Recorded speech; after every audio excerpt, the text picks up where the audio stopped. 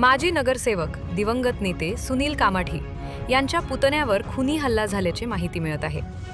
आनंद कामाठी असे जखमी युवकाचे नाव असून मंगळवारी उशिरा रात्री ही घटना घडली। जेल रोड पोलीस ठाण्याच्या हद्दीत पोटफारी चौकातील लाल बहादूर शास्त्री शाळेजवळ 2 अज्ञात हल्लेखोरांनी त्याला अडवून धारदार शस्त्रांनी सपासप वार केले। या भीषण हल्ल्यात आनंद कामाठी गंभीर जखमी झाला असून तो घटनास्थळीच कोसळला। हल्ल्यानंतर आरोपी फरार झाले।